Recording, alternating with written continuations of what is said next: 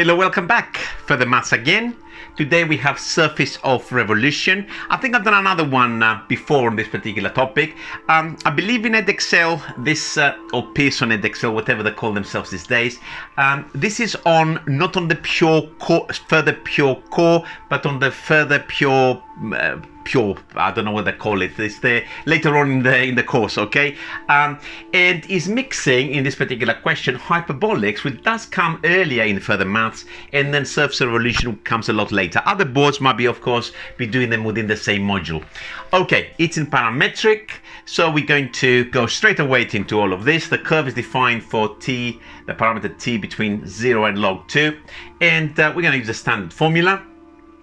Surface of revolution in parametric is going to be 2 pi integral from t1 to t2 y as a function of t, and then we got, of course, the arc length d little s, which of course we can write it straight away as the square root of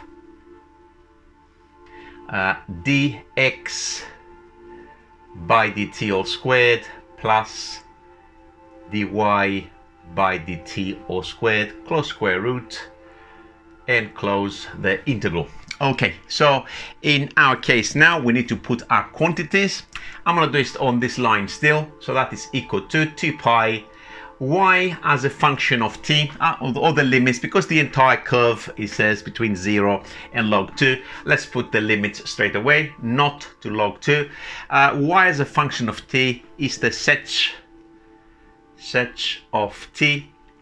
And then I'm going to do the differentiations straight away. They're not that difficult. They're not complicated. A lot of this, if you don't know the differentials, they're in the formula booklet. So let us not panic.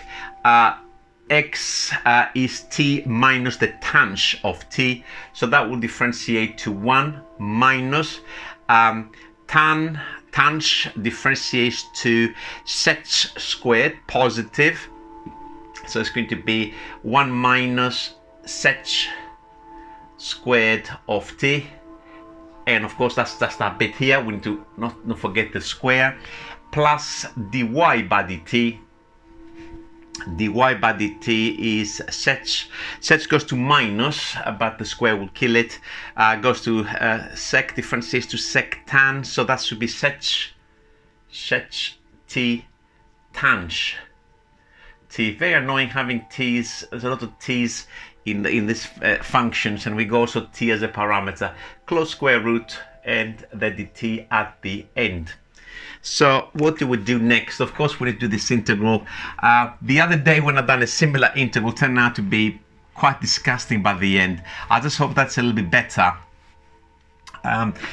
Clearly, we need to simplify this square root. My initial thought is to square the brackets. I forgot the square there, by the way. That's from the dy by dt all squared, is to square the brackets and then look for some hyperbolic identities of some sort, and we'll deal with it. Let's go for that. I don't know what I don't pre-plan this lecture. Sometimes I do stupid things. Somebody pointed out a much quicker way of doing something. I didn't see it during the lecture. Well done if you spot of you. That means you're actually doing a lot of thinking, and these lectures are not going to waste. Okay, so that's the sech. Let's expand now in there. It's going to be quite messy. 1 minus 2 lots of sech squared of t. I'm going to go sech to the 4 now. Gosh. Sech to the 4 of t plus sech squared of t tanh squared of t. All right.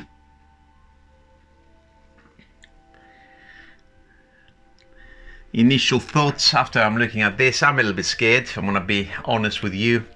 There's only one good thing. Everything is in sech except this thing here, but that is related to sechs. So I'm going to write, of course, the trigonometric identity, use Osborne rules to get the corresponding Pythagorean, although we can already call it Pythagorean now. It's a hyperbolic identity. So 1 plus tan squared theta is of course equal to sec squared of theta. And by Osborne's rule, this will go negative because it's implied signs in there. So that's going to be 1 minus tan squared of theta is identical to sec squared of theta. So looking at this term, I can replace this for, I'm not going to put the whole line again. I'm just writing underneath, and I'm going to do it on the next line straight away. I'm going to expand it. The tan, if I move it to this side, it's going to go positive, is in fact 1 minus sec squared of t. So this is just this bit here. So it's going to be all in sets. And I'm actually a donkey because I didn't think of that. I don't know my hyperbolic identities by heart, and I didn't think of it. It probably would have been easier to go into tan here, because have you spotted what happened there? As I was trying to replace this tan squared of t, which is that, I realized that is in fact, I'm not going back now. It should, trig and hyperbolics, they all work the same way. There's many different ways. Probably not, that's not the best way of doing it, but it's not that bad. So this would have been a tan to the 4 of t plus a sec squared t. If I'd done it in a different way, that is, of t. And then I could have factorized stuff out and gone through a completely different route with all of this. It doesn't matter now. We're going to continue with this. I'm going to multiply my bracket out on the next line. So this is equal to 2 pi 0 to log 2 sec of t square root of 1 minus 2 sec squared of t plus sec to the 4 of t. And now I'm timesing that times that, so it's going to be a plus sec squared of t minus, and that will cancel me, yes it does, minus sec to the 4 of t. Close the square root, dt. Cancellations are taking place now. The sec to the 4 is gone. Thank you very much. Do the set squares go as well? No, but they will simplify massively. So this will now become simply 1 minus sec squared of t, because I got minus 2 there plus 1 there, and it's an identity, of course. Again, this is in fact inside the square root a tan squared of t. So that all of this is the same as this. I don't actually need a bracket. I don't know why I put a bracket in there. Okay, and that of course with the identity is in fact that which is a positive square root. So that's in fact is very, very simple. I'm going to rub off the board, make up some space, and continue from there. Let's go actually to the very top. So this is log to 2 pi, that's my sets, I'm leaving it there, and all of this now, I hope you follow what's happening there before I rub it off. So all of this simplify to that inside the square root, of course, and that inside the square root, and therefore I'm just copying this line now at the very top. Probably I didn't do it the best possible way, but this question I don't think is as hard as nowhere as hard as the other one we done the other day. So square root of that is tan of t dt, and this is a perfect differential, but for a minus, I think. I know that sec differentiates to sec tan in trig, and I think d by dt of the sec of t is minus. The only thing is like the trig, is sec t tan t, but it has a minus. So this is an antiderivative, perfect apart from a minus sign. What can we do? Probably I'm going to leave the 2 pi as it is. The minus that's going to be produced from the antiderivative when we integrate, I'm not going to write it at all. I'm going to write this is in fact just a sec of t, and in order to take care of the minus, I could put it on the outside, but I'm going to reverse the limits instead. So I'm going to put the 0 to the top and the log of 2 to the bottom. Okay, so this is now just a purely evaluating. We're going to probably switch into cautious because it's easier. 1 over the cosh of t between 0 and log 2.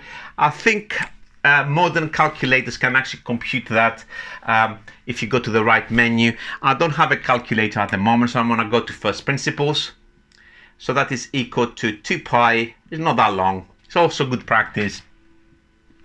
Remember, for most universities, what you're going to do, for those who are going to do a maths degree, calculators are not allowed in any of the papers. When I was at university anyway, there was no calculators allowed throughout my maths course.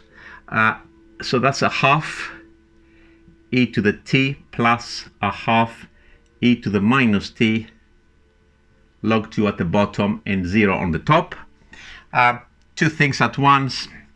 The half is 1 divided by half, which will take me to the top to a 4 with the 2 that I've got there. So I pulled it on the other side. So I go 4 pi. This is halves.